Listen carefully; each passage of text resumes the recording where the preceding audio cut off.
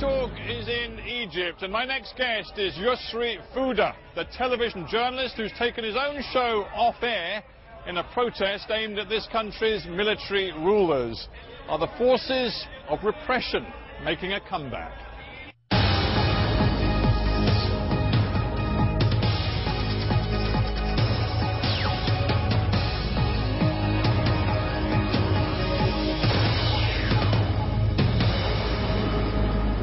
Yosri Fouda, welcome to HARDtalk. Thank you so much, Steve, for having me.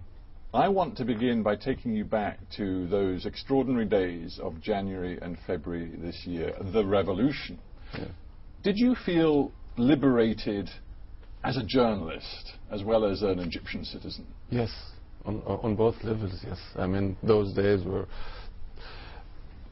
full of tremendous hope. And you lived it minute by minute, and you see your people who, for such a long time, everybody believed that Egyptians are servile and they wouldn't revolt and they just having it lying down and so on.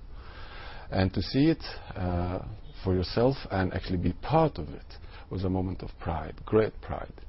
And this idea that it was going to be a seminal sort of watershed moment for the media, I want to focus on what you decided to do after those days of revolution. You were very keen to establish, I think, a new form of journalism and base it on rigorous, challenging interviews, maybe not so dissimilar to what we do on HARDtalk. And you developed a program, The Final Word. Yes. Did you really believe that the Egypt that had come from this revolution was an Egypt that was ready for no holds barred, rigorous, challenging questioning of the people at the very top, those in power? I will give you one example. The first interview that I did with two generals from SCAF. SCAF is the military council, which is in charge of the country after the revolution. I had some preliminary sessions with them discussing what it was going to be all about, and they were very receptive. They were a little bit edgy when it came to certain points, because at the time there were some very negative stories as far as they are concerned, including virginity tests, claims of torture, and the rest of it. And these weren't just claims. I mean, we now know these were true. Yeah. Yes, unfortunately, yes. We have a lot of evidence now. I mean, as a journalist, yeah, I wasn't there to see it for myself, but it's just the evidence is compelling. But yes. in a way, that's the point. You know, you were having preliminary discussions with generals, with men in uniform. You were trying to persuade them to open up to challenging, rigorous questioning. But at the very same time, you were living in a country which is still under a state of emergency, yes, where people who say the wrong thing can end up before a military court and can end up in a military prison. Yes. There was no way, was there, that you could do the job you wanted to do? To a certain extent, that's true. But also, I believe that every single party in this country has been going through a learning process, including the army. And I realized this from the beginning. They are by nature very simple. The army by nature is very conservative. Now, they are in charge of a country which is exploding with hopes and wishes for the immediate future. What can they do? You try to understand their position. They try as much as they can to understand why is it that you are insistent to discuss this point or that during the interview. So I said to them, I'm going to ask about everything. And they said, what do you mean everything? I said, including virginity tests. And they looked at each other and said, I said, I know, either this is just one example, and you know, including other things as well, or I'm not. I don't think I can do the interview. Well, in the end, I'm going to ask the question, and you can say no comment. But in itself is an answer. That was then, and we're going back a few months now. But in the more immediate past, and indeed only just a few hundred meters from here, we've had a truly terrible event. I mean, many people call it the Maspero massacre. Yeah. We saw more than 24 Coptic Christians killed, it seems, by the security forces. All of the video evidence and other evidence suggests that is the case. Now, as a result of that, there has been, it seems, a new crackdown on freedom of expression. How did that manifest itself for you? It's been coming for a few months now. Basically, to cut a long story short, sometimes indirect pressure is much worse than direct pressure. And what do you mean by indirect pressure? You have two paradigms in terms of media ownership in Egypt. The directly state-controlled paradigm, and it's so easy for whoever happens to be in power to control it. And that paradigm, which started in Egypt a few years ago, privately owned media, some newspapers, some satellite channels. And I'm part of that. And we've been really struggling, whether under Mubarak or actually indeed now. The only difference between the Mubarak era and those few months after the revolution is that the Mubarak era got used to that, and they were a little bit more clever playing with the privately owned media. Now, I'm afraid you are going through the whole process over and over again with the military. Here you sit representing on TV, as you say, owned by one of Egypt's richest men, doing your interview show. After the Spiro incident, you want to put together a show which analyses the army's reaction, involving one of the leading opponents of the military regime, the writer Ala Aswani. The plan is there for the program, and then at the last minute you pull it.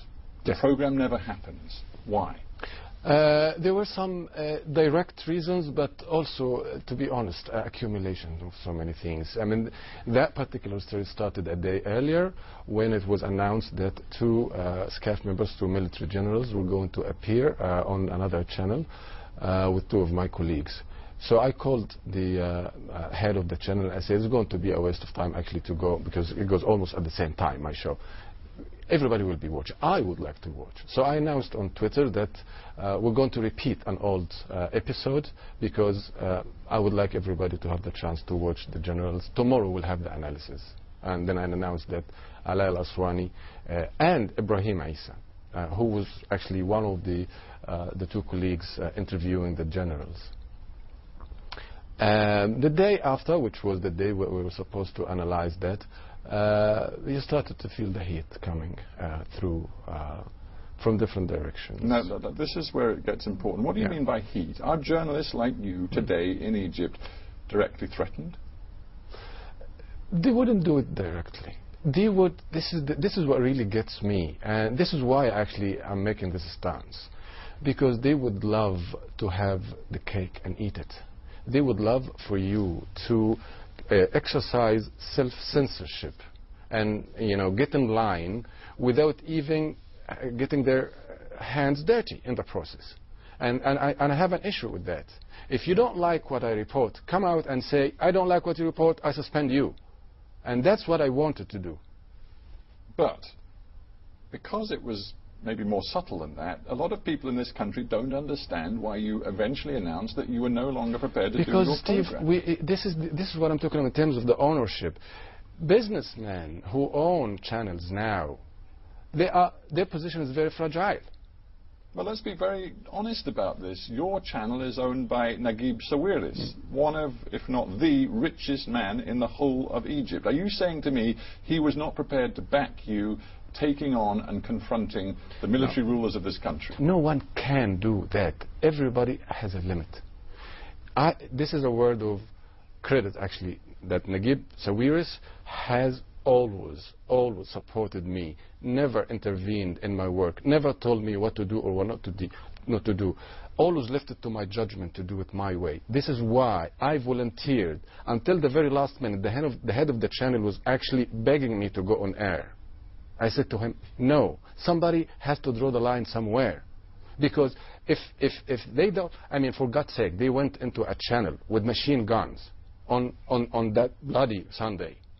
I'm not going to wait until they go into my studio when I'm live with machine guns. You think it has got to that? You think there is now a situation in this country where the military is prepared, if necessary, to use direct force against an independent media?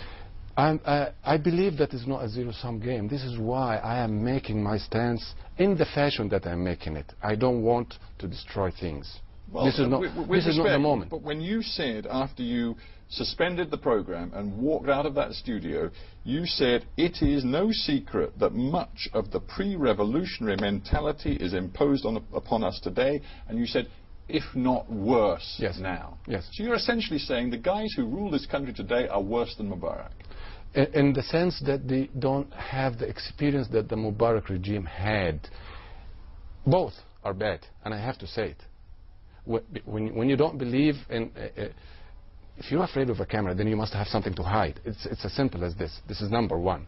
And if you don't believe in the freedom of the press, and you still try to convince me that you are backing a revolution, I would say to you, I'm sorry.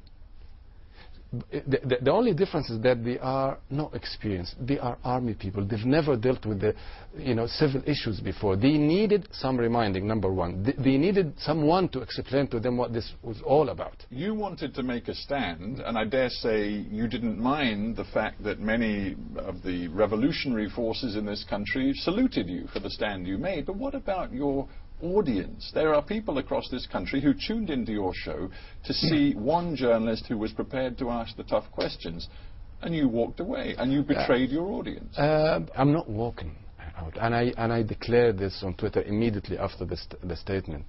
I'm not walking away from the square, from the field. I'm making a stand, and I'm coming back. I'm giving SCAF, the military, a chance to come up with some sort of a statement or whatever they, can. But well, hang on. They already have. I mean, first of all, I spoke the other day to the information